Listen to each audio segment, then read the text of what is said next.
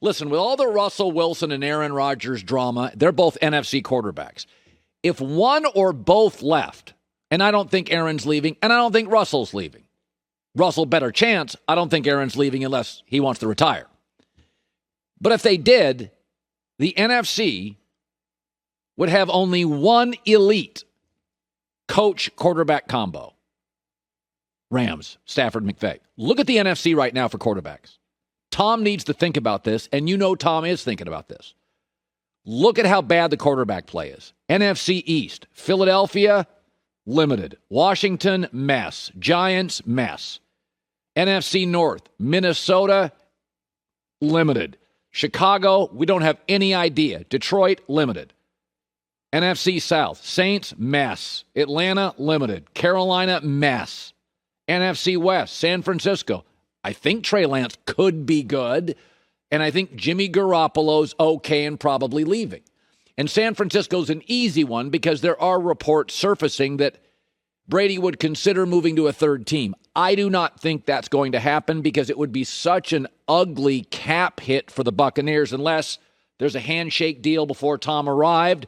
That's possible. I don't know about it. But if Tom walked away, they'd be paying $40 million cap hit and he wouldn't be on the roster.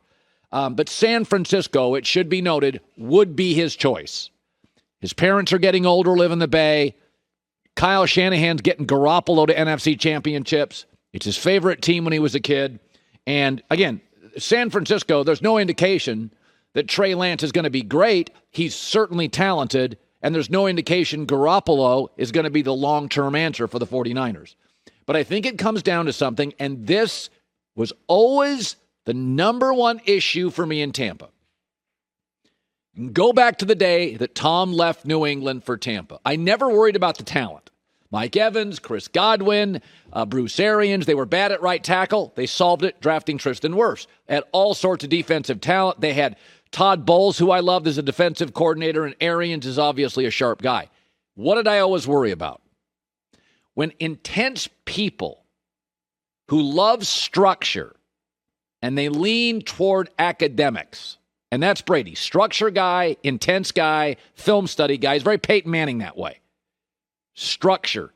They don't do well in loose environments long term. And I've lived in both New England and I've lived in Tampa, so I speak from what I know.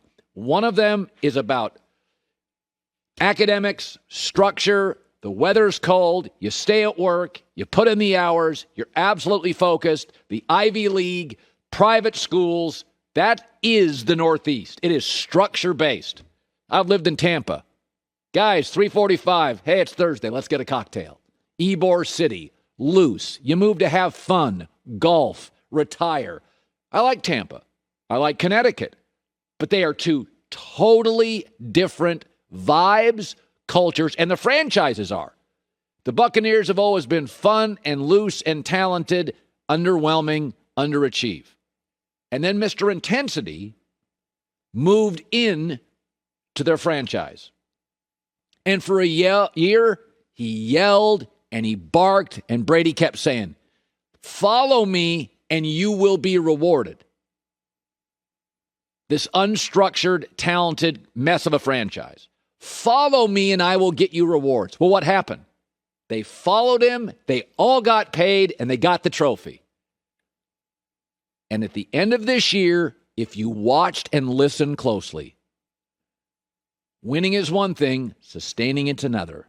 The party franchise, the cocktails early, the Ybor City, let's go out on the boat franchise.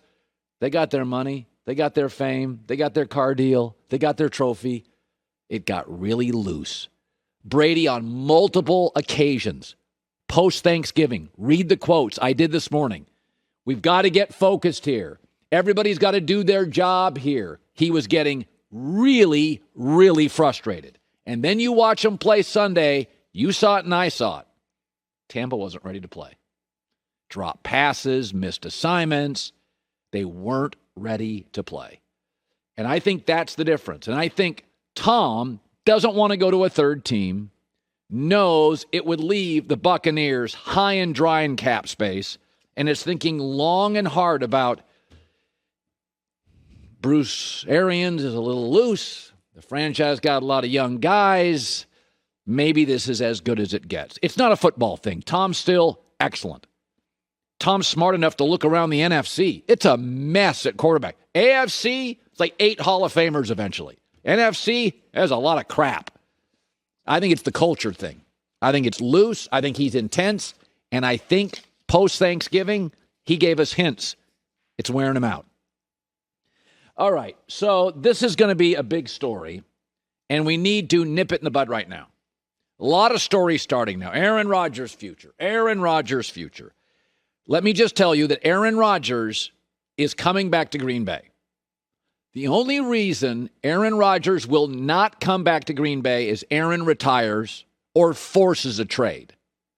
Green Bay absolutely wants him back for a lot of reasons. Let's start with this. Jordan Love, in an era where it's never been easier to be a quarterback. NFL now runs college schemes. NFL rules lean all offensive. It's never been easier. In 2 years, I've seen Jordan Love play twice this year. Against the Chiefs, he completed 55% of his throws. Against the Lions, he completed 58%. Folks, he's a miss. 30% of first-round picks are a miss. The Packers are very good at drafting and very good at developing, but even the Green Bay Packers and the New England Patriots and the Pittsburgh Steelers, they miss. Everybody misses. Bill Polian, Hall of Fame GM, and I have had many discussions privately. You miss. Jordan Love's a miss. Listen, Trey Lance, and I don't know if he's a hit yet, but he didn't play more than one FCS football game in 2 years. I saw him twice this year. He needs to get cleaned up, but you can see it. You can see it. Justin Herbert was given a 5-minute heads up that he was starting with the worst offensive line in the NFL, the Chargers, against Patrick Mahomes off the Super Bowl. An hour later, we all went, whoa, whoa, Justin Herbert's good. Kyler Murray, Joe Burrow, by the second NFL game, I thought they'd be good. I had concerns. By the second game, it's like, oh yeah, these guys are going to work. Jordan Love's been there for 2 years. I've seen him twice. It ain't close. It's a miss. He's a backup. So Mahomes' first start, week 17, first year. Let him come from behind, win against Denver.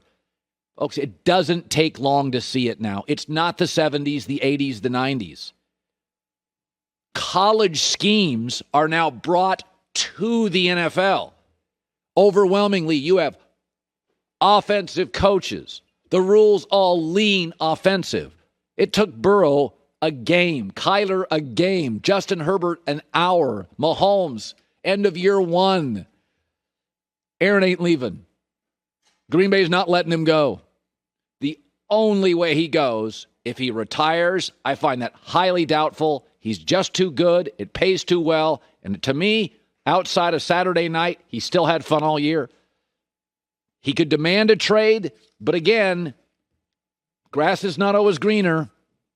And I do not believe the Packers are in a rebuild. I don't know. It is arguable they may have peaked.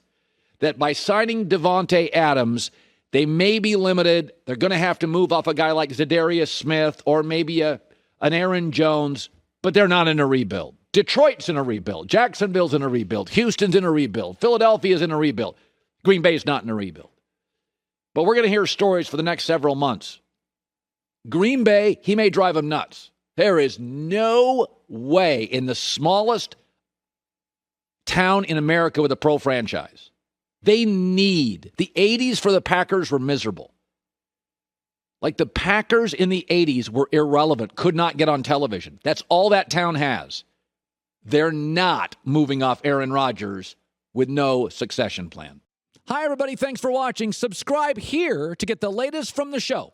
Also, be sure to check out more of the best clips from The Herd or go watch a few segments from other shows on FS1.